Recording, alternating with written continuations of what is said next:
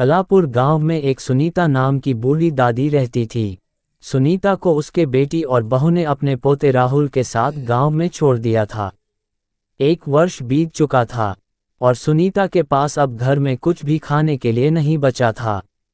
एक दिन के बाद है जब सुनीता राहुल के साथ सुषमा के पास कुछ खाने के लिए मांगने जाती है। अरे सुषमा, अरे ओ सुषमा, सुनती हो? क्या है? सुबह सुबह क्षमा करना बहन, पर लला बहुत भूखा है। अगर कुछ खाना बनाया हो तो बस लला के हिस्से का दे दो। गाँव बसा नहीं भिखारी पहले ही आ गए। तुझसे कितनी बार कहा है कि तेरे बेटे तो तुझे छोड़कर चले गए 1 बजे और अपनी पत्नी को साथ में ले गए। अब पूरा गांव तुम्हारा भार उठाएगा क्या? सुषमा, सुनो तो। सुनीता कुछ और कह पाती उससे पहले ही सुषमा अपने घर का दरवाज़ा बंद कर लेती है। सुनीता की आंखों में आंसू आ जाते हैं। आप रो मत दादी, मैं जब बड़ा हो जाऊंगा तो ढेर सारे पैसे कमा कर लाऊंगा ताकि आपको किसी की बात ना सुननी पड़े। अरे तू ही तो मेरा लला है। अब चल, कुछ दूर और चलना है, प्रधान जी के घर। मदा और रिंकू प्रधान के घर की तरफ चले जाते हैं। प्रधान घर के बाहर खटियों पर बैठा था। प्रणाम माताजी। खुश रहो भोलू, मेरा मतलब खुश रहो प्रधान जी। अरे माँ, मैं आपका भोलू ही हूँ, बोलिए क्या आज्ञा है। तुम्हें देखती हूँ तो मुझे अपने बेटे की याद आ जाती है। माँ, मुझे आप अपना बेटा ही समझिए। बताइए मैं आपके लिए क्या कर सकता हूँ।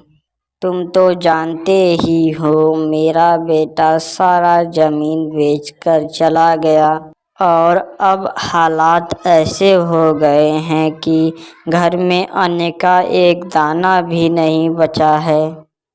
सुषमा ने भी सहायता करने से मना कर दिया, इसीलिए मैं यहाँ पर आई हूँ।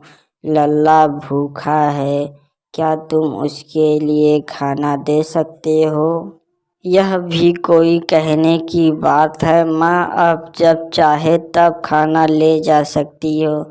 अब से महीने का राशन मैं आपके घर पहुँचा दिया करूँगा। बहुत बहुत आभार।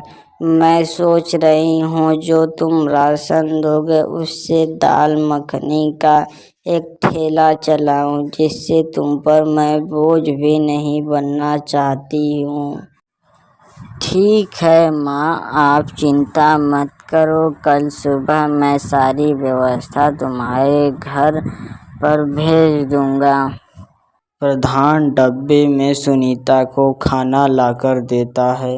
सुनीता और राहुल अपने घर के लिए रवाना हो जाते हैं। ले लला, अच्छे से खा। अब जब प्रधान जी राशन भेजेंगे तो तेरी दादी बढ़िया सी दाल मखनी की दुकान खोलेगी। 3:20 और जब खूब दाल मखनी बिक जाएगी तो तेरे लिए कपड़े और खिलौने भी ले आएगी। 3:28। हाँ दादी, खूब सारे खिलौने, और दादी मुझे किताबें भी चाहिए, तभी तो अफसर बनूंगा ना और पैसे कमाऊंगा। 3:42। बड़ी मिच्ची मिच्ची बातें करता है तू लला, तुझे देखकर सारा दुख अपने आप खत्म हो जाता है। 3:51। दादी, मैं तो कुछ और कह रही।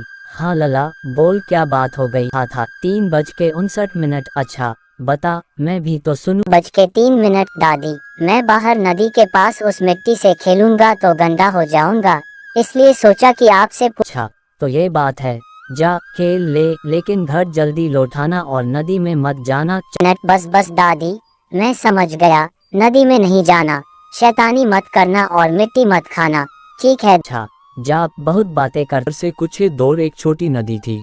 रिंकू नदी किनारे मिट्टी से खेल रहा था। 4:49। तभी वहाँ एक व्यक्ति जो दिखने में काफी दिव्य था, उसे मिट्टी खाता देख उसके पास आ जा। पुत्र, ये मिट्टी क्यों खा रहे हो? 4 आप भी तो खाए ना मामा जी, बहुत ही स्वादिष्ट लग रहा है। पल में अपना भी कर लिया तुमने हमें। सही कहते हैं कि बच्चे बड़े अनमोल होते हैं। 5:14। लाओ, जब मामा कह दिया है तो थोड़ी चख लेता हूँ।